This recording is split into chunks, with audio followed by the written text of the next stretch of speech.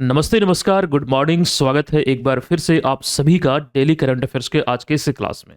दोस्तों, current affairs की इस श्रृंखला के तहत आज के इस क्लास में हम देखेंगे 23 नवंबर 2025 से संबंधित करंट अफेयर्स के प्रश्नों को। अगर आप बिहार में आयोजित होने वाले किसी भी एग्जाम की प्रिपरेशन में लगे हैं तो इससे बेहतर कंटेंट आपको नहीं मिल सकता है। जो लोग जुड़े हुए हैं उनको ऑलरेडी मालूम है, लेकिन जो पहली बार यहाँ पर सेशन देख रहे हैं, आप पहले देखिए इसको। आप स्वतः निर्धारित कीजिएगा क्या ये सीरीज आपके लिए उपयोगी है या फिर नहीं। दोस्तों, सेशन की शुरुआत करते हैं। पिछले क्लास में एक प्रश्न हमने आपसे पूछा था, इस प्रश्न को हम पहले देख लेते हैं। तो प्रश्न ये है कि हालिया घोषणा के अनुसार 20वां वार्षिक अंतर्राष्ट्रीय त्रिपिटक जप सम्मेलन या फिर समारोह का जो आयोजन है वो कहाँ पर होना है। देखिए, वह जो विकल्प है, विकल्पों के आधार पर जो राइट आंसर होगा वो होगा विकल्प नंबर बी। अच्छा, इस समारोह को लेकर तमाम जानकारी हम आपको विस्तार पूर्वक दे चुके हैं। तो आयोजन होना है महाबोधि मंदिर बोधगया में। दोस्तों, आपको एक बात ये भी मालूम होगा कि महाबोधि मंदिर बोधगया की जो हम बात कर रहे हैं, जो आयोजन यहाँ पर होगा, ये पहली बार है जब इस सम्मेलन या फिर इस समारोह का आयोजन बिहार में होगा। और महाबोधि मंदिर की जो हम बात कर रहे हैं, ये बिहार में एक यूनेस्को विश्व धरोहर स्थल भी है। ऐसे तो बिहार में 2 यूनेस्को विश्व धरोहर स्थल है, एक महाबोधि मंदिर बोधगया और एक नालंदा महाविहार। देखिए, महाबोधि मंदिर बोधगया इसमें 2002 में शामिल हुआ था और नालंदा महाविहार 2016 में शामिल हुआ था। वो चीजें आप यहाँ पर देख रहे हैं। हालांकि भारत में यूनेस्को की विश्व धरोहर स्थलों की संख्या है 44वां अभी हाल ही में जो शामिल हुआ है वो मराठा सैन्य परिदृश्य है। आप मेरे पीछे वो तमाम चीजों को देख रहे हैं, यहाँ पर 44वें नंबर पर नजर डालिएगा। ये मराठा सैन्य परिदृश्य 2025 में इसमें शामिल हुआ है। इसके साथ ही इसकी संख्या बढ़कर 44 हो गई। लेकिन इससे पहले जो शामिल हुआ था 2024 में, वो अहोम राजवंश का मोइदाम। अब मोइदाम क्या है? तो हजारों सालों से जो दफन स्थल होता है उसे मोइदाम कहा जाता है। ठीक है, अहोम राजवंश से वो संबंधित है। दोस्तों, यहां पर एक जानकारी आपको ये दे दे कि अगर आप बेहतरीन प्रिपरेशन करना चाह रहे हैं करंट अफेयर्स का, मतलब एक जगह एक सब्जेक्ट के रूप में करंट अफेयर्स को आप पढ़ें, जो कि करंट अफेयर्स एक बड़ा पोर्शन कवर करता है आज के समय में, तो इसके लिए बीएम ऑनलाइन लर्निंग एप्लीकेशन को डाउनलोड कर लीजिए। ये करंट अफेयर्स का विजेता बैच है। कंप्लीट कवरेज यहाँ पर करंट अफेयर्स का मिलेगा, आपको प्रैक्टिस करवाई जाएगी। उसके लिए ऑनलाइन टेस्ट, क्विज आदि तमाम चीजें जो हमारे बोर्ड पीडीएफ होते हैं, जो वास्तव में आप यहाँ पे देखते हैं, जो मंथली ई बुक आती है, ईयरली बुक आती है, वो सभी आपको इसी में मिल जाएगा। इससे तैयारी आपकी बेहतर होगी और चीजों का बेहतर तरीके से प्रिपेयर कर पाएंगे। इस समय एक ऑफर भी है, 30 नवंबर को ये ऑफर समाप्त हो जाएगी। बस आपको कोई भी कोर्स जो यहाँ पर आपको दिख रहा है, कोर्स को परचेज करते समय कूपन कोड एप्लीकेशन पे ही दिखेगा। बस कूपन कोड को टच कर दीजिएगा। प्लान पैकेज चाहे आप साल भर का लेना चाह रहे हैं, 1.5 साल का लेना चाहते हैं, उसको अप्लाई कर दीजिए। बस यहाँ पर 25% का आपको एडिशनल डिस्काउंट भी मिल जाएगा। चलिए, अब हम सेशन की शुरुआत करते हैं पहले प्रश्न से।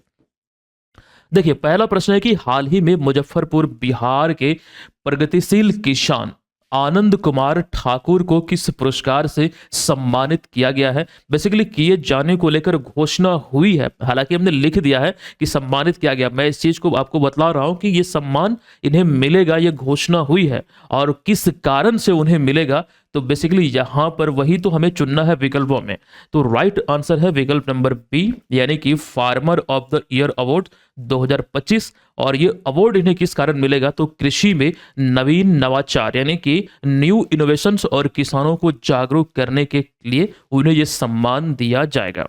इतना क्लियर है किन्हें मिलेगा? तो ये ध्यान रखिए, आनंद कुमार ठाकुर को, जिन्हें आप यहां पर तस्वीर में देख सकते हैं। दोस्तों, इन्हें farmer of the year award 2025 से सम्मानित किया जाएगा।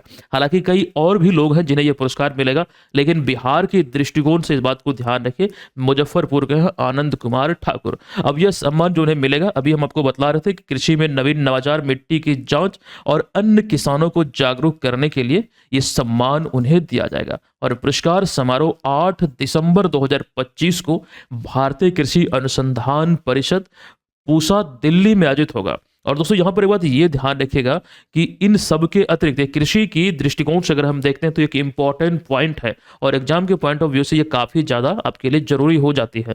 लेकिन कृषि की बात हो रही तो अभी हाल ही में नई दिल्ली में बिहार को protection of plant varieties and farmers rights authority की स्थापना दिवस के अवसर पर 2 पुरस्कार मिला है। ये अभी जानकारी हम आपको देंगे, हालांकि आपको इस सीरीज में हम विस्तार में पढ़ा चुके हैं, अभी हम वो चर्चाएं करेंगे। लेकिन उससे पहले आप इस बात को ध्यान रखें, कृषि कर्मण पुरस्कार जो कि चावल, गेहूं, मक्के आदि के उत्पादन के लिए दिया जाता है, वो आपको ध्यान रखना बिहार को 5 बार मिला है। कृषि कर्मण पुरस्कार काफी इंपॉर्टेंट है, कब कब मिला है ये तमाम जानकारी यहां पर आपको दी गई है, इसको ध्यान रखिएगा। अच्छा, वर्तमान में केंद्रीय कृषि मंत्री कौन है? तो शिवराज सिंह चौहान है, यहां पर हमने वो लिख दिया है। हालांकि बिहार में जो नई मंत्रिमंडल का गठन हुआ है, विभागों का बंटवारा इस समय तक नहीं हुआ है। जब ये जानकारी हमारे पास आ जाएगी तो मैं यहां पर अपडेट आप सबों के बीच कर दूंगा। ठीक है, क्लियर रहिए, एकदम यहां पर सटीक जानकारी हम आपको दे रहे हैं। अब एक जानकारी जो अभी हम 2 पुरस्कारों को लेकर बात कर रहे थे, तो पहला पुरस्कार जो मिला, दरअसल मिथिलांचल मखाना उत्पादक संघ पूर्णिया को मखाना उत्पादन में उत्कृष्ट योगदान के लिए जिनोम सेवियर कम्युनिटी अवार्ड से सम्मानित किया गया। दूसरा पुरस्कार मिला रोहतास जिले से जो संबंधित किसान नकुल सिंह को खीर मोहन धान की पारंपरिक किस्म के संरक्षण व संवर्धन के लिए, बेसिकली उनका उत्कृष्ट कार्य को लेकर यह सम्मान उन्हें मिला है। क्लियर है, ये दोनों पुरस्कार बहुत ही इंपॉर्टेंट आपके लिए हो सकता है। अब यहां पर एक चीज और ध्यान आपको रखना है, कृषि की बात हो रही है तो हमने एक जानकारी और आपको दिया था, बिहार सरकार ने देश का पहला डिजिटल कृषि निदेशालय बनाने की घोषणा की। देखिए यहां पर वो चीज मतलब हमने जानकारी स्वरूप आपके बीच रखा है, और वास्तव में डिजिटल कृषि निदेशालय स्थापित किया भी जा चुका है, घोषणा हुई थी, और ऐसा करने वाला भारत का पहला राज्य बना बिहार। ये चीजें आपको पढ़ाया हुआ है और वो तमाम जानकारी यहां पर है। चलिए आ जाइए दूसरे प्रश्न पे। दूसरा प्रश्न भी मुजफ्फरपुर से ही एक प्रकार से संबंधित है। देखिए प्रश्न है कि मुजफ्फरपुर बिहार के किस समाजवादी विचारक का अभी हाल ही में निधन हुआ है, जिन्होंने वर्ष 1942 में भारत छोड़ो आंदोलन में भाग लिया था और डॉक्टर लोहिया की पत्रिका मैन काइंड के संपादक मंडल में रहे थे। इन्हें आप यहां पर तस्वीर में देख सकते हैं। आप बोल सकते हैं कि डॉक्टर मनोहर लोहिया जो स्वतंत्रता सेनानी थे, उत्तर प्रदेश के रहने वाले थे, बेसिकली इनके साथ मतलब ये काम भी किए थे। ये बिहार के मुजफ्फरपुर के रहने वाले हैं, और यहाँ पर अगर हम बात करें इनका, तो सच्चिदानंद सिन्हा एक महान हस्ती थे जिनका अभी निधन हुआ है। और इस तरह के पैटर्न वाले प्रश्न आपको देखने को मिलता है बिहार से संबंधित, तो ध्यान रखिएगा, ज्यादा डीप में हम नहीं जाएंगे, बस इतना ही यहाँ पर आपको याद रखना है। चलिए चलते हैं अगले तीसरे प्रश्न पे। देखिए तीसरा प्रश्न है कि वह कौन सा राष्ट्रीय उद्यान है जहां भारत जन्मी मादा चीता जिसका नाम है मुखी ने 5 शावकों को जन्म देकर एक नया अध्याय बनाया, एक नया रिकॉर्ड बनाया है। भारत में 1952 में आधिकारिक रूप से चीतों को विलुप्त घोषित किया गया था, और 2022 में जब नामीबिया से भारत में चीते मंगाए गए थे तो वो 70 साल के बाद चीतों की वापसी थी भारत में। अभी ये देखने को मिला है कि भारत में ही जन्मे एक चीता जिसका नाम क्या है, तो नाम है मुखी ने अभी हाल ही में 5 शावकों को जन्म दिया है। दोस्तों ये करंट अफेयर्स की क्लास में कई बार हम ये बोलते हैं कि चीतों का एक नया केंद्र के रूप में, एक स्थल के रूप में, एक निवास के रूप में जो मध्य प्रदेश का कूनो नेशनल पार्क है, ये अभी उभर रहा है। तो वास्तव में यही इसका राइट आंसर है कि कूनो राष्ट्रीय उद्यान में अभी हाल ही में ये 5 शावकों को जन्म दिया है। इससे जुड़ी हुई डिटेल इंफॉर्मेशन हम यहां पर आपके बीच रखेंगे, लेकिन उससे पहले यहां पर देख लीजिए, जो मुखी है, आपसे पूछा जा सकता है, मुखी जो हाल ही में खबरों में है, ये भारत में जन्मी पहली मादा चीता है, और हाल ही में मध्य प्रदेश के कूनो राष्ट्रीय उद्यान में इन्होंने 5 शावकों को जन्म दिया है। और भारत में ऐसा पहली बार हुआ है पिछले 70 वर्षों के इतिहास में जब भारत में ही जन्मी कोई चीता यहां पर प्रजनन की है। ये बहुत इंपॉर्टेंट हो जाता है। और जो प्रोजेक्ट चीता मतलब जो शुरू हुआ था 22 नहीं बल्कि 17 सितंबर 2022 को नरेंद्र मोदी के जन्मदिन पर उन्होंने प्रोजेक्ट चीता की शुरुआत की थी। तो इस दिशा में, इस दृष्टिकोण से देखें तो एक नया अध्याय जोड़ता है इसमें। काफी इंपॉर्टेंट हो जाएगी और यहाँ से ऐसे तो प्रश्न पूछा भी गया है, वो अभी हम आपको बतलाएंगे। फिलहाल यहाँ पर ध्यान रखिए, जो कूनो नेशनल पार्क की हम बात कर रहे हैं, ये वही स्थान है जहां पर 2022 में जो नामीबिया से चीते मंगाए गए थे यहीं पर रखे गए थे। फिर अगले साल 2023 में दक्षिण अफ्रीका से। दोस्तों एक अपडेट इसमें यह है कि अभी दिसंबर 2025 में बोत्सवाना से अफ्रीकी चीतों को मंगाया जाएगा और पिछले 70 सालों में यह तीसरी बार होगा जब चीतों का आयात किया जा रहा है। वो तमाम बातें हमने आपको पढ़ाया हुआ है और यहाँ पे देखिए हमने लिखा भी है। और चीता को साल 1952 में विलुप्त घोषित किया गया था आधिकारिक तौर पर भारत सरकार के द्वारा। ये तमाम बातों की जानकारी इस वीडियो में हमने डिटेल में आपको दिया है और इसको आप लोग जरूर देखिएगा। एप्लीकेशन पे जो फ्री वीडियोज वाला सेक्शन है वहां पर जाइए, ये वीडियो आपको वहां पर मिल जाएगा। दोस्तों ये काफी इंपॉर्टेंट है, कई चर्चाएं इसको लेकर हमने किया था, वो तमाम चीजों को आप देख सकते हैं। लेकिन जो प्रोजेक्ट हम चीता की बात कर रहे हैं, 17 सितंबर, मैंने बोला ना 17 सितंबर 2022 को नरेंद्र मोदी के जन्मदिन के अवसर पर, यानी कि उन्होंने अपने जन्मदिन के अवसर पर इसकी शुरुआत किया था। ठीक है। और यहां पर एक बात और भी आपको ध्यान रखना है, जो अभी हम आपको बोल रहे थे कि 2022 में जब भारत में चीतों को मंगाया गया था नामीबिया से, तो 70 साल बाद चीतों की वापसी थी। हालांकि उसमें मतलब ये न्यूज सामने आया कि बहुत सारे चीते, लगभग चीते मर गए थे। ठीक है। तो ये तस्वीर आप वहीं की देख रहे हैं जो नरेंद्र मोदी तस्वीर ले रहे हैं। ये चीजें हमने पहले भी एक दो बार डिस्कस किया है। ठीक है। ये तमाम बातें आप यहां पर देख सकते हैं। चलिए अब यहां पर हम चलेंगे अगले प्रश्न पे, लेकिन उससे पहले अभी भारत में पहली बार चीता सफारी की शुरुआत मध्य प्रदेश के कूनो नेशनल पार्क में ही हुआ है। ये भारत में पहली बार है, भारत के इतिहास में ऐसा पहले कभी नहीं हुआ है। चीता सफारी की शुरुआत यहीं पर हुई है। दोस्तों बिहार में टाइगर सफारी की शुरुआत कब और कहां हुई?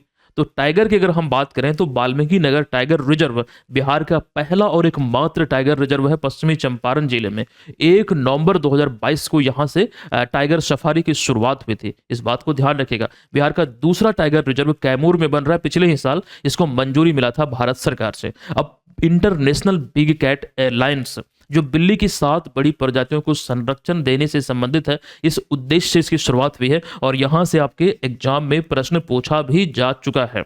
ध्यान रखिएगा इसकी शुरुआत कब हुई थी, तो 9 अप्रैल 2023 को कर्नाटक के मैसूर में, जब प्रोजेक्ट टाइगर का जो 1973 में इंदिरा गांधी के कार्यकाल में शुरू हुआ था, उसका 50 वर्ष पूरा होने के उपलक्ष्य में इसकी शुरुआत की गई थी। ठीक है। इतनी बातों आपको एकदम मुंह जबानी याद होनी चाहिए। फिलहाल अब हम आते हैं अगले प्रश्न पे। संयुक्त राष्ट्र जलवायु परिवर्तन सम्मेलन यानी कि COP 31 जो 2026 में आयोजित होना है, मेजबानी के लिए किस देश को आधिकारिक रूप से चुना गया है?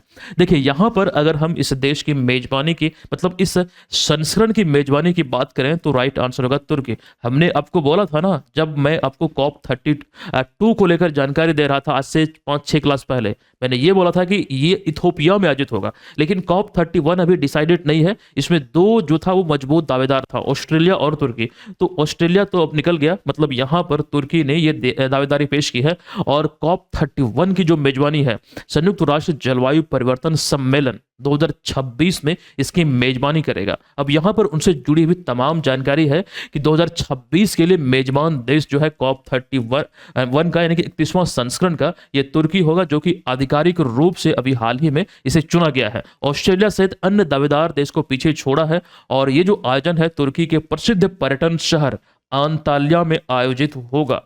फिलहाल यहां से जो भी जानकारी निकल कर आएगी वो चीजें आगे हम अवश्य बतलाएंगे। लेकिन इस बैठक को लेकर एक जानकारी ये ध्यान रख लीजिए, यह जो वैश्विक सम्मेलन है ये जलवायु लक्ष्यों, नेट जीरो रणनीतियों और हरित ऊर्जा समाधानों पर महत्वपूर्ण निर्णय लेने का एक मंच होगा, जहां पर इन सारे बिंदुओं पर चर्चा होगी। और ये जो मतलब एक प्रकार से आप बोल रहे हैं कि मेजबानी जो इन्हें सौंपी गई है, इससे पहले अभी तो COP 31 की हम बात कर रहे हैं, तो COP 30 जो आयोजित हुआ है ये ब्राजील के बेलेम शहर में आयोजित हुआ। अभी रिसेंटली ये आयोजित हो ही रही है जब ये क्लास में आपको दे रहा हूं, ये चीज ध्यान रखिएगा। COP 30 जो है 2025 में, इसकी मेजबानी ब्राजील के बेलेम शहर में हुई है और ये चीजें हम पहले आपको विस्तार में बतला चुके हैं, लेकिन एक पॉइंट वाइज यहां पर ध्यान रखिए। और COP 32 2027 की जो मेजबानी है ये इथोपिया को दी गई है। अच्छा, भारत को लेकर कई जगहों पर आपने ये सुना होगा कि 2028 में मेजबानी कर सकता है, वो तो बात की बात है, ये चीज अभी क्लियर नहीं हुई है। लेकिन दोस्तों एक बात ये जरूर ध्यान रखिए, भारत एक बार इतिहास में एक बार इसकी मेजबानी किया है, संयुक्त राष्ट्र जलवायु परिवर्तन सम्मेलन की, वो 2002 में किया है। COP 8 की मेजबानी भारत ने किया, नई दिल्ली में किया था। इस चीज को आपको ध्यान रखना। कॉप का जो पूरा नाम होता है कॉन्फ्रेंस ऑफ पार्टीज होता है। चलिए अब यहां पर आगे बढ़िए। आगे हमने वही सारी जानकारी 2027 में जो इथोपिया को मेजबानी मिली है वो हमने लिखा है। जो इसका आयोजन है इथोपिया की राजधानी अदीस अबाबा में होगा और 2026 में इसकी मेजबानी तुर्की को मिला है कॉप 31 की। बेलेम शहर में जो अभी आयोजित हो रहा है 10 से 21 है नवंबर 2025 तक। अच्छा ये हो नहीं रहा, मतलब 21 तक ये समाप्त हो चुका है। 10 तारीख को शुरू हुआ था, 21 तारीख तक इसका आयोजन हुआ है। ये कॉप 30 की हम बात कर रहे हैं जो कि ब्राजील के बेलेम में। अच्छा G20 भी, G20 का 19वां शिखर सम्मेलन जो था, G20 का 19वां शिखर सम्मेलन, एक सेकंड में इसको अच्छे से लिख दे रहा हूँ।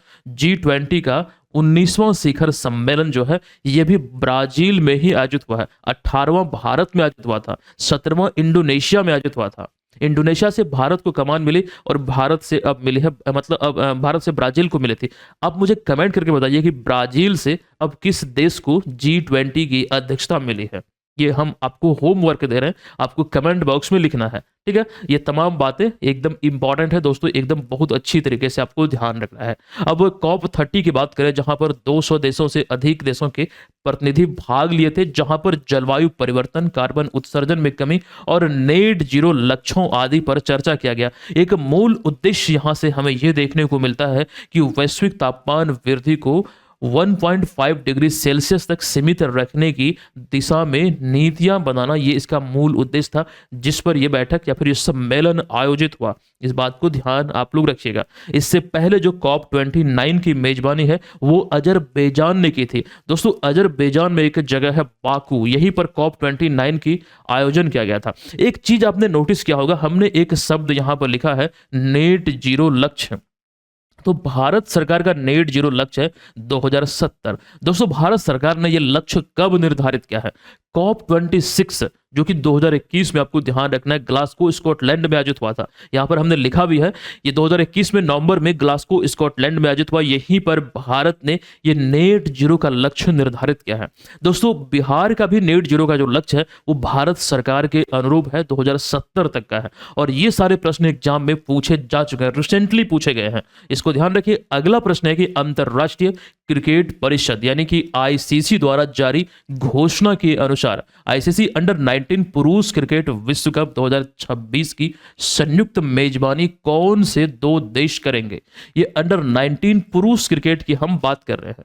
तो मेजबानी जो मिला है ये जिम्बाब्वे और नामीबिया को मिला है। ये संयुक्त रूप से इसका आयोजन होगा। बेसिकली अफ्रीकी महाद्वीप में क्रिकेट को एक प्रकार से बेहतर बनाने के लिए, क्रिकेट के प्रति, मतलब क्रिकेट जो खेल है इसके प्रति एक प्रकार से जो भावना है उसको बढ़ाने को लेकर, ताकि वहां भी ये चीजें प्रचलित हो, इस लिहाज से यहां पर मेजबानी सौंपी गई है। मतलब ये संयुक्त रूप से इसका मेजबानी करेगा। देखिए वही चीज यहां पर हमने लिखा है कि आईसीसी की आधिकारिक घोषणा के अनुसार 16वां संस्करण है ये अंडर 19 पुरुष क्रिकेट विश्व कप का, जो 2026 में आयोजित होगा। संयुक्त मेजबानी जो है वो जिम्बाब्वे और नामीबिया द्वारा किया जाएगा, जिसमें 16 टीमें भाग लेंगी और लगभग 40 मुकाबला यहां पर खेला जाएगा। देखिए इसका उद्देश्य अफ्रीकी महाद्वीप में युवाओं के क्रिकेट को विकास, युवाओं में क्रिकेट के विकास को बढ़ावा देना है। ये बेसिकली यहां पर, मतलब एक प्रकार से इसका मूल उद्देश्य के दृष्टिकोण से आप देख सकते हैं। आयोजन जो होना है 15 जनवरी से लेकर 6 फरवरी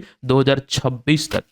दोस्तों यहां पर ये प्रतियोगिता को लेकर जानकारी हम आगे देखेंगे, लेकिन फिलहाल अभी हम ये चर्चा कर लेते हैं कि इसका जो पहले 15 संस्करण आयोजित हो चुका है उसमें कौन सी टीम कितना बार पुरस्कार जीता है, शुरुआत कब हुई है, सबसे सफल टीम कौन है, वो चीजें यहां पर हमने दर्शाया है। दोस्तों अंडर 19 पुरुष क्रिकेट विश्व कप की शुरुआत 1988 में हुई थी और इस टूर्नामेंट के पिछले 15 संस्करणों में 7 अलग अलग देश इसको जीत चुका है।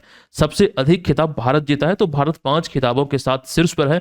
ऑस्ट्रेलिया 4 बार जीता है, तो 5 4 9 हो गया। पाकिस्तान 2 बार 11 हो गया। बांग्लादेश, दक्षिण अफ्रीका, वेस्ट इंडीज और साथ साथ इंग्लैंड, तो 11 के बाद 13 14, एक से रुकिएगा मैं कंफ्यूज कर गया, 5 4 9 2 11 12 13 14 15, इंग्लैंड भी एक बार, ठीक है। तो 15 संस्करण में से ये एक प्रकार से आप देख सकते हैं कि पुरस्कार किस प्रकार से जीता। सबसे अधिक बार जीता है भारत जो कि 5 बार, फिर ऑस्ट्रेलिया जीता है वो 4 बार जीता है, पाकिस्तान 2 बार जीता है और रिमेनिंग जो बांग्लादेश, दक्षिण अफ्रीका, वेस्ट इंडीज और इंग्लैंड है एक एक बार इस खिताब को जीता है। ये प्रतियोगिता काफी इंपॉर्टेंट है, सबसे सफल टीम है भारत। दोस्तों अभी हाल ही में देखिए विश्व कप की हम बात कर रहे हैं, तो अभी महिला विश्व कप वनडे विश्व कप का आयोजन हुआ, 13वां संस्करण, जिसकी मेजबानी भारत और बांग्लादेश ने बांग्लादेश ने बल्कि श्रीलंका ने किया था। ये चौथी बार था जब भारत इसकी मेजबानी किया।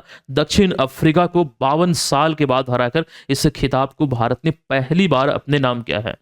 आईसीसी महिला विश्व कप की जो शुरुआत है वनडे विश्व कप की, वो शुरू हुई थी वर्ष 1973 में, लेकिन भारत इसमें डायना एडुल्जी की कप्तानी में 1978 में पहली बार शामिल हुए। लेकिन दोस्तों खिताब जीतने में 52 साल का समय लग गया और 52 रनों से दक्षिण अफ्रीका को हराकर भारत ने इस खिताब को अपने नाम किया। वो तमाम चीजें मेरे पीछे आप देख रहे हैं, यहाँ पर वो चीजों को हमने दर्शा दिया है। और जो विजेता के रूप में निकलकर सामने आए पुरस्कारों के दृष्टिकोण से हम देखते हैं, तो वो चीजें यहाँ पर आपके बीच हमने रखा है कि फाइनल की प्लेयर ऑफ द मैच चुनेगी शेफाली वर्मा, टूर्नामेंट की सर्वश्रेष्ठ खिलाड़ी, या फिर टूर्नामेंट की जो बेस्ट खिलाड़ी है, tournament of the series of the player of the series बोल लीजिए, ये दीप्ति शर्मा। सर्वाधिक रन लॉरा वॉल्फार्ट, जो कि आपको ध्यान रखना दक्षिण अफ्रीका की कप्तान है, और जिन्हें अभी हाल ही में अक्टूबर महीने के लिए, अच्छा ये चीज मैं मिस कर रहा था, मैं आपको बता दूं, मुझे याद आ रहा है, अक्टूबर 2025 महीने के लिए इन्हें ICC women's player of the month चुना गया है। ठीक है, ये ध्यान रखिएगा। और सर्वाधिक विकेट दीप्ति शर्मा ने अपने नाम किया, जो कि 22 विकेट। तो ये चीजों को आपको ध्यान रखना है। भारत इससे पहले 2 बार फाइनल में जरूर पहुंचा था, लेकिन खिताब नहीं जीता। ये पहली बार है जो कि इस खिताब को अपने नाम किया है। और इस प्रतियोगिता की सफल टीमों की बात करें तो सर्वाधिक 7 बार इस खिताब को जीता है ऑस्ट्रेलिया, 4 बार जीता है इंग्लैंड, 1 बार जीता है न्यूजीलैंड, और 1 बार जीता है अपना भारत। वो चीजें यहां पर लिखा हुआ है। आईसीसी, अगर हम यहाँ पर महिला विश्व कप की बात कर रहे हैं तो ये जानकारी आपको याद रखना। लेकिन मेंस कैटेगरी में वनडे विश्व कप की बात करें तो भारत 2 बार इस खिताब को जीता है। एक बार 1983 में कपिल देव की कप्तानी में, और दूसरी बार इस खिताब को भारत जीता 2011 में। किनकी कप्तानी में? तो महेंद्र सिंह धोनी की कप्तानी में। ये काफी इंपॉर्टेंट है, कई बार ये चीजें आपको एग्जाम में देखने को मिल सकता है, हो सकता है कहीं पूछा गया होगा, तो ये चीजें अगर याद रहेगी तो आपके लिए आसान हो गई। दोस्तों आईसीसी जो है क्रिकेट की सर्वोच्च संस्था है। ये 3 फॉर्मेट में इस समय क्रिकेट का आयोजन करती है। T20 जो सबसे छोटा फॉर्मेट है, फिर वनडे यानी कि एक दिवसीय, फिर आता सबसे बड़ा फॉर्मेट जिसे टेस्ट कहा जाता है। अगला प्रश्न है कि हाल ही में शांति निरस्त्रीकरण और विकास के लिए इंदिरा गांधी शांति पुरस्कार किसे प्रदान किया गया है? देखिए इसका जो राइट आंसर है यह है विकल्प नंबर बी, मिशेल बेचलेट, जो चिली की रहने वाली है, यही इस प्रश्न का राइट आंसर होगा। और मिशेल बेचलेट को आप यहाँ पर तस्वीर में देख सकते हैं। इन्हें पुरस्कार या फिर ये सम्मान अभी हाल ही में 19 नवंबर 2025 को दिया गया। देखिए वो चीज हमने लिखा है कि चिली की पूर्व राष्ट्रपति मिशेल बेचलेट को अभी हाल ही में 19 नवंबर 2025 को शांति निरस्त्रीकरण और विकास पुरस्कार से सम्मानित किया गया है। यह पुरस्कार उन्हें इंदिरा गांधी मेमोरियल ट्रस्ट और कांग्रेस संसदीय दल की अध्यक्ष सोनिया गांधी द्वारा प्रदान किया गया है। ये चीजों को आपको ध्यान रखना है। और हालांकि एक बात और, वो चीजें तो मैं यहाँ पर शामिल नहीं किया हूँ और आपको भी नहीं करना है। यहाँ पर जो पुरस्कार दिया गया इसका बीजेपी वालों ने बहुत ज्यादा विरोध भी किया है। ये चीजें मैं देख रहा था कहीं पर, तो फिलहाल वो एक अलग टॉपिक है, लेकिन जो पुरस्कार प्रदान किया गया है यहाँ पर इसको जरूर ध्यान आप लोग रखिएगा। अब उन्हें यह पुरस्कार वैश्विक मानवाधिकार संरक्षण, लैंगिक समानता और साथ ही साथ सामाजिक न्याय में उनके असाधारण योगदान के लिए एक प्रकार से मान्यता देता है, जिस उपलब्धि के लिए सम्मान इन्हें अभी हाल ही में मिला है। ये चिली के पूर्व राष्ट्रपति हैं। दोस्तों ये इतनी इंपॉर्टेंट है, आपको ये बात ये ध्यान रखना है, ये महिला की बात जो हम कर रहे हैं ये काफी प्रमुख है। क्यों प्रमुख है इसको जरा देखने का प्रयास कीजिएगा। यूएन विमेन की बात करें, यानी कि यूनाइटेड नेशंस विमेन एक संस्था, इसकी बात करें तो पहली प्रमुख जो है ये मिशेल बेचलेट ही थी, जिन्हें कि 2010 में संयुक्त राष्ट्र महासभा द्वारा इस संगठन की स्थापना के बाद इसकी पहली अवर महानिदेशक और कार्यकारी निदेशक यानी कि डायरेक्टर जनरल नियुक्त किया गया था। इस बात को ध्यान आप लोग रखिएगा। 2010 में जब यूएन विमेन की स्थापना हुई थी, संस्था की स्थापना हुई थी, तब ये पहली एक प्रकार से इसके निदेशक के रूप में नियुक्त किए गए थे।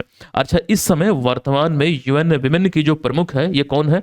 तो डॉक्टर सीमा सामी बहोस, जो कि जॉर्डन की है। सीमा नहीं, भारत में जिस प्रकार से सीमा एक कुछ में पहले ने प्रसिद्ध हुई, पाकिस्तान से जो भारत आई थी सीमा हैदर, तो वो सीमा अलग है। मतलब यहाँ पर हम उस शख्स की बात नहीं कर रहे हैं, नाम की बात कर रहे हैं। जो हिंदी में जो हम लोग सीमा बोलते हैं, तो ये सीमा इस प्रकार से है। मैंने इसको बहुत देखा, मैंने मुझे लगा कि ये भारतीय है, मतलब सीमा शब्द जैसे मैंने सुना तो मुझे लगा कि भारतीय है। तो मैंने सर्च किया गूगल पे, तो मुझे पता चला कि ये सीमा जो है वो मतलब अलग है, ये जॉर्डन की रहने वाली है। सीमा में इस तरह से सी मा सामी बाहोस इस प्रकार से नाम है। ये जॉर्डन की मूल निवासी है और इस समय ये यूएन वुमेन की प्रमुख है, इस बात को ध्यान रखिएगा। संयुक्त राष्ट्र का ही एक अंग है और संयुक्त राष्ट्र की स्थापना हुई थी 24 अक्टूबर 1945 को। और दोस्तों वर्तमान में संयुक्त राष्ट्र के जो महासचिव हैं ये एंटोनियो गुटेरेस हैं, जो कहाँ के रहने वाले हैं, पुर्तगाल के हैं। इस बात को ध्यान आप लोग रखेंगे। संयुक्त राष्ट्र के जो 6 प्रमुख अंग हैं इसको लेकर कई बार एग्जाम में प्रश्न पूछे गए हैं।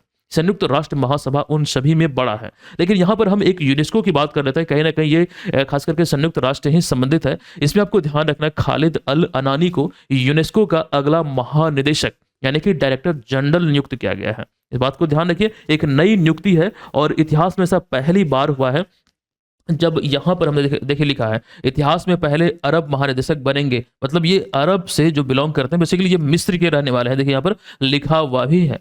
और उन्होंने किनका स्थान लिया, तो आंड्रे अजूलो का स्थान लिया है, जिनका कार्यकाल 2025 में समाप्त हो रहा है। तो इन बातों को ध्यान रखिए, काफी इंपॉर्टेंट हो जाता है। इन्हें आप यहाँ पर तस्वीर में भी देख रहे हैं। दोस्तों अगला प्रश्न है कि भारत में सिकल सेल एनीमिया का इलाज के लिए विकसित पहली स्वदेशी CRISPR बेस्ड जीन थेरेपी का नाम क्या रखा गया है। अच्छा दोस्तों, ये बहुत महंगी जीन थेरेपी है। भारत के अतिरिक्त बहुत सारे ऐसे देश हैं जहां पर इस तरह की थेरेपी होती है, बहुत महंगी होती है। बहुत महंगी मतलब 15 लाख 20 लाख से ऊपर की। लेकिन भारत में इस तरह की थेरेपी अभी लॉन्च किया गया। इसका नाम जो दिया गया है बिरसा 101 नाम दिया गया है। विकल्प नंबर बी इस प्रश्न का यहां पर राइट आंसर हो जाएगा। अब ये नाम क्यों दिया गया, अब आइए इन सारी चीजों को देखते हैं, समझते हैं। यहां पर वो चीजें हमने लिखा है, देखिए बिरसा 101 भारत की पहली पूरी तरह स्वदेशी CRISPR आधारित जीन थेरेपी है। आपको ध्यान रखना है कि जिसे विशेष रूप से सिकल सेल एनीमिया के उपचार के लिए विकसित किया गया है। ये जो रोग है ये काफी जानलेवा है। यहां पर इसके बारे में पहले ये जान लीजिए कि सिकल सेल होता क्या है। दोस्तों सिकल सेल एक ऐसी बीमारी है जिससे कि खून की जो लाल कोशिकाएं हैं, इस बीमारी में जो खून की लाल कोशिकाएं हैं वो गोलाकार होने की बजाय वो चिपटा हो जाती है, वो अर्धचंद्राकार हो जाती है। इससे शरीर में जो ऑक्सीजन है जो वो सही से नहीं पहुंच पाती है, उसका सर्कुलेशन जो है वो रुक सा जाता है, जिससे गंभीर बीमारी हो सकती है। तो ये चीज़ों को आपको ध्यान रखना है, यही है सिकल सेल। तो अभी जो थेरेपी का मतलब थेरेपी लॉन्च किया गया, विकसित किया गया है, यह therapy CSIR institute of genomics और इंटीग्रेटिव बायोलॉजी द्वारा विकसित किया गया। दो एक संस्था है जिसके द्वारा ये विकसित किया गया है। और अभी हाल ही में विज्ञान और प्रौद्योगिकी मंत्री डॉक्टर जितेंद्र सिंह द्वारा इसे लॉन्च किया गया है। अब इसका जो नाम है ये महान जननायक बिरसा मुंडा के सम्मान में रखा गया है। दोस्तों ये इसलिए रखा गया क्योंकि यह जो बीमारी है आदिवासी बहुल क्षेत्र में अधिक पाई जाती है। जो सिकल सेल एनीमिया की हम बात कर रहे हैं आदिवासी बहुल क्षेत्र में अधिक पाई जाती है, इस वजह से ये नाम इनके सम्मान में कहीं ना कहीं दिया गया है। एक बात और भी ध्यान रखिए, कुछ समय पहले हमने आपको पढ़ाया हुआ था, उन चीजों का जिक्र यहाँ पर हमने किया है कि 19 जून 2025 को ये हमने आपको पढ़ाया हुआ है। 19 जून 2025 को भारत सरकार सिकल सेल रोग के उपचार के लिए नई दवाओं के अनुसंधान और विकास को बढ़ावा देने के लिए भगवान बिरसा मुंडा पुरस्कार की स्थापना करने की घोषणा की। मतलब इस बीमारी के उपचार के लिए जो अनुसंधान और विकास आदि करेंगे, जो नई नई शोध करेंगे दवाओं आदि पर, तो उनको यह सम्मान देने की घोषणा हुई थी। और सिकल सेल तो आप लोग जान ही चुके हैं दोस्तों, वो चीजें अभी हम आपको बतला रहे थे। लेकिन यहां पर एक नई अपडेट हम आपको देंगे। देखिए ये अपडेट यह है कि मध्य प्रदेश के शहडोल जिले में 1 जुलाई 2023 को प्रधानमंत्री श्री नरेंद्र मोदी ने वर्ष 2047 के अंत तक भारत से सिकल सेल एनीमिया को मिटाने का संकल्प लिया था। यह लक्ष्य निर्धारित किया है। कोई भी लक्ष्य भारत सरकार का जो होता है वो भले ही बाद में वो डेट हो सकता है कि थोड़ा आगे बढ़ा जाए, वो एक अलग विषय है। अगर उन्मूलन सही से नहीं हो पाता है, मतलब समाप्ति नहीं हो पाती है, तो वो जो डेडलाइन है वो बढ़ा जाएगा। लेकिन आपके लिए थोड़ा टेंशन हो जाता है कि आपको हर हाल में याद रखना पड़ेगा जो भी केंद्रीय लक्ष्य है, कम से कम। अभी तो बिहार वाला नेट जीरो पूछा गया था कुछ समय पहले एग्जाम में। ये तमाम बातों को ध्यान रखिए, लक्ष्य काफी इंपॉर्टेंट होते हैं। आइए अगले प्रश्न पे, लेकिन उससे पहले बिरसा मुंडा से दोस्तों जुड़े हुए कुछ प्रमुख पॉइंट है जो विभिन्न परीक्षा में पूछे जा चुके हैं। ये वैसे प्रश्नों की सूची आप देख रहे हैं, एक नज़र इसको देखिएगा। आप यहाँ पर देखिए, हमने वो एग्जाम का नाम भी लिखा और कब पूछा गया है, वो कंप्लीट इन्फॉर्मेशन यहाँ पर आपको दी गई है। आप लोग चाहें तो स्क्रीनशॉट ले सकते हैं। फिलहाल अब हम इसको स्किप करेंगे, चलेंगे अगले प्रश्न पे। आप लोग पढ़ना चाहें तो वीडियो को पॉज करके पढ़ लीजिए या फिर स्क्रीनशॉट ले लीजिए।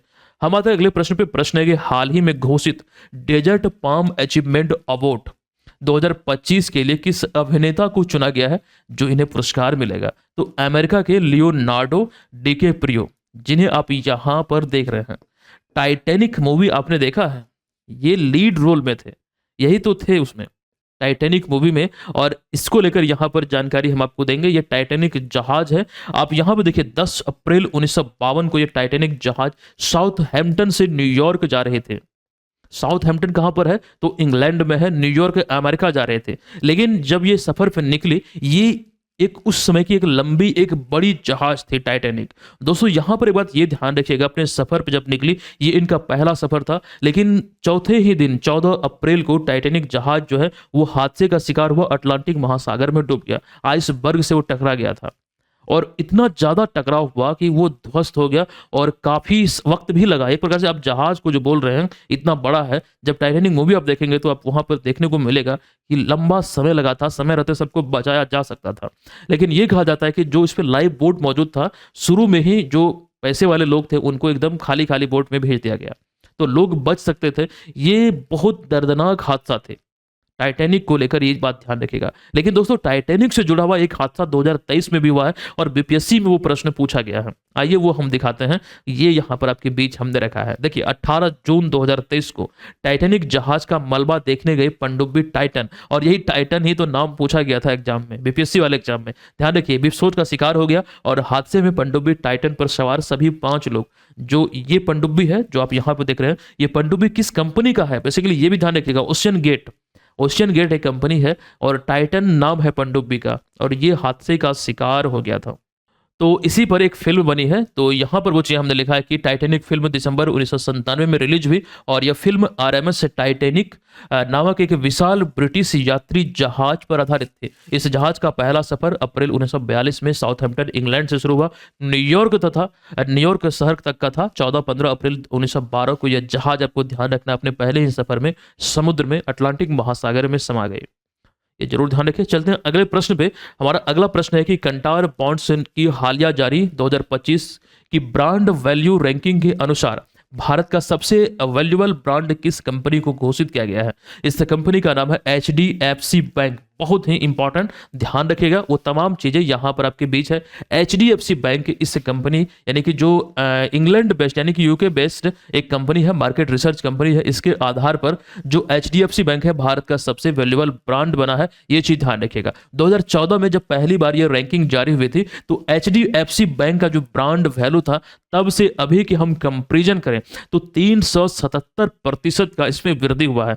377 ये इतना इसमें वृद्धि हुआ है, जो अब बढ़कर 44.9 अरब डॉलर यानी कि करीब 37 लाख करोड़ रुपए हो गया है। देखिए टीसीएस टाटा कंसल्टेंसी सर्विसेज 2022 से ही शीर्ष स्थान पर बना हुआ था, जो टाटा कंपनी के अधीन है, मतलब उसी का एक कंपनी है।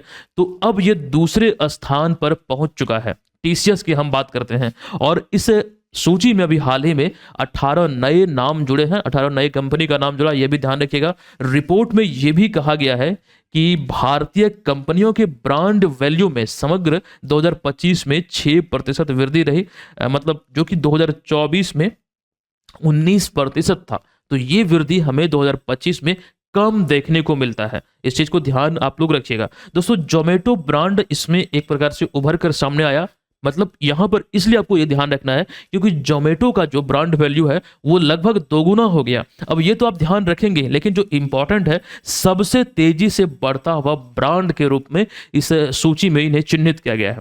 इंपॉर्टेंट है, इस सूची में टाटा का एक और कंपनी है, टाटा ग्रुप की कंपनी जूडियो का नाम आपने सुना होगा, जो 52वें स्थान पर है। जूडियो का नाम आपने जरूर सुना होगा। बेसिकली हम यहाँ पर ज्यादा डीप में नहीं जाएंगे, आप लोग जानते हैं। चलिए फिलहाल हम चलते हैं अगले प्रश्न पे। अगला प्रश्न है कि निम्नलिखित कथनों पर विचार करें। यहाँ पर कथन एक सेकंड मैं आपको बता दे रहा हूँ, कुछ लोगों को हो सकता है कि जूडियो के बारे में नहीं मालूम हो। देखिए जूडियो जो टाटा ग्रुप की है कंपनी है, जो मॉल देखते हैं ना, V2 मॉल, विशाल मॉल, मतलब इस तरह का एक प्रकार से आप बोल सकते हैं। मतलब इसका एक टारगेट है होता है कि कम कीमतों पर, मुझे नहीं मालूम, एक इसका शायद डेडलाइन होता है कि मतलब उससे कम का ही यहाँ पर जो पोशाक है, जो कपड़े हैं वो मिलता है। मतलब एक प्राइस फिक्स्ड है कि उससे नीचे ही होगा, उससे ऊपर नहीं होगा। तो ऐसे लोग जो बड़े-बड़े मॉल आदि में नहीं जा सकते हैं, वो यहाँ पर मतलब ले सकते हैं कपड़े। ठीक है, बहुत लोग पसंद भी करते हैं। चलिए अगला प्रश्न पे आते हैं। अगला प्रश्न है कि यहाँ पे देखिए कथन है, मतलब विचार करना है। कथन एक है, प्रधानमंत्री नरेंद्र मोदी ने दक्षिण भारत में प्राकृतिक खेती सम्मेलन 2025 का जो उद्घाटन है ये कोयंबटूर तमिलनाडु से किया है। ये कथन बिल्कुल सत्य है। दूसरा है कि इस सम्मेलन का जो उद्देश्य है ये प्राकृतिक और जैविक खेती को बढ़ावा देना है। इसी उद्देश्य से तो अभी हाल ही में ये भारत मतलब दक्षिण भारत में प्राकृतिक खेती सम्मेलन 2025 का उद्घाटन हुआ। तो दोनों के दोनों कथन यहाँ पर सत्य है। और देख लीजिए कौन से विकल्प में है दोनों कथन, दोनों एक दो, मतलब दोनों के दोनों सही है। ये तो पूछा गया था कथन कौन सा या फिर कौन से कथन सही है, तो विकल्प नंबर सी यहाँ पर इसका राइट आंसर है। दोस्तों अगला प्रश्न है कि हाल ही में अमेरिका द्वारा 21वें प्रमुख गैर नाटो सहयोगी जो देश का दर्जा है किस देश को प्रदान किया गया है। देखिए प्रमुख गैर नाटो सहयोगी देश का जो दर्जा है वो अभी हाल ही में दिया गया है सऊदी अरब को। विकल्प नंबर सी इस प्रश्न का राइट आंसर होगा। अभी कुछ समय पहले ये जानकारी हम आपको दे रहे थे कि अमेरिका ने कुछ समय पहले सऊदी अरब के साथ अपना सबसे बड़ा रक्षा समझौता किया है। 142 मिलियन डॉलर का वो चीजें यहां पर हमने आपके बीच रखा है। यहां पर देख लीजिए। फिलहाल अब यहां पर हम प्रश्न में फोकस करते हैं। देखिए नवंबर 2025 में सऊदी अरब को अपना 21वां प्रमुख गैर नाटो सहयोगी देश घोषित किया। ध्यान से देखिएगा, प्रमुख गैर नाटो सहयोगी देश घोषित किया है और यह दर्जा उन देशों को दिया जाता है जिनके साथ अमेरिका रक्षा, खुफिया साझेदारी और सुरक्षा सहयोग को मजबूत करना चाहता है। मतलब वैसे देशों को इस प्रकार की मान्यता दी जाती है। पहले भी कई देशों को यह दर्जा मिल चुका है, कतर, बहरीन, इजराइल, मिस्र, जॉर्डन आदि। तो 21वां देश के रूप में सऊदी अरब इसमें शामिल हुआ है और इस दर्जे के बाद सऊदी अरब को अमेरिका से उन्नत रक्षा तकनीक, तेज हथियार खरीद और सहयोग, सैन्य सहयोग में विशेष प्राथमिकताएं मिलेगी। एक प्रकार से फायदा ही फायदा है। इस बात को यहां पर आप लोग ध्यान रखिए। और ये तमाम चीजें इसलिए भी हो रही है क्योंकि जो मई 2025 में ये समझौता हुआ था ये अब तक का अमेरिकी इतिहास में सबसे बड़ा रक्षा समझौता है। इस बात को ध्यान रखिए। और यहां पर आपको मालूम होने चाहिए कि जो बात हम कर रहे हैं मई 2025 में, इससे पहले दूसरा कार्यकाल जो था डोनाल्ड ट्रंप का 20 जनवरी 2025 से शुरू हो चुका था। डोनाल्ड ट्रंप का मतलब अगर हम कार्यकाल की बात करें तो दूसरा कार्यकाल है बतौर राष्ट्रपति अमेरिका के। इस बार अगर हम देखें तो 47वें राष्ट्रपति के रूप में कार्यरत है। जब 45वें राष्ट्रपति बने थे ये प्रश्न एग्जाम में पूछा गया था, क्रम ही पूछा गया था। ये चीजों को आपको ध्यान रखना है दोस्तों। ये तमाम चीजें अमेरिका क्यों करता है, तो अमेरिका का यह कदम मध्य पूर्व में यानी कि मिडिल ईस्ट में अपनी रणनीतिक पकड़ को मजबूत करना और सुरक्षा सहयोग को नई दिशा देने के लिए से उठा रहा है। मतलब यहां पर देखिए, और सुरक्षा सहयोग को नई दिशा देने के लिए उठा रहा है। ये यहां पर बेसिकली एक प्रकार से एक दृष्टिकोण आप समझ सकते हैं अमेरिका का। इस बात को आपको ध्यान रखिए। उद्देश्य यही है कि मिडिल ईस्ट में जो रणनीतिक पकड़ है वो मजबूत हो। ये तमाम चीजों को आपको ध्यान रखना है। आइए आते हैं अगले प्रश्न पे। 56वां भारतीय अंतर्राष्ट्रीय फिल्म महोत्सव 2025 कहाँ आयोजित किया जाएगा या फिर किया गया है? इसका आयोजन कब से कब तक हुआ? जो जगह है वो गोवा है। बेसिकली 20 तारीख से ये शुरू हुई है, 28 नवंबर 2025 तक ये चलेगी। तो विकल्प नंबर यहाँ पर सी इस प्रश्न का राइट आंसर है। दोस्तों आज के क्लास का ये प्रश्न है। प्रश्न को ध्यान से देखिएगा और कमेंट बॉक्स में लिखिएगा इसका राइट आंसर क्या होगा। हम मिलेंगे आपसे नेक्स्ट क्लास में, लेकिन उससे पहले अगर आप बीपीएससी एडीओ एग्जाम की प्रिपरेशन में लगे हैं तो इसको जरूर ज्वाइन कर लीजिए। घर बैठे आपकी तैयारी बेहतर होगी। इससे बेहतर टेस्ट सीरीज आपको नहीं मिल सकता है। क्लियर है? और एक बात और ध्यान रखिए, ये बीपीएससी 72वीं के लिए कोर्स है। कंप्लीट प्रिपरेशन प्रीलिम्स को लेकर अगर आपको करनी है, घर बैठे करनी है, तो इससे बेहतर आपको नहीं मिलेगा। आप लोग अभी ज्वाइन कीजिए, तैयारी बेहतर होगी। हम आपके साथ हैं, एग्जाम तक साथ रहेंगे।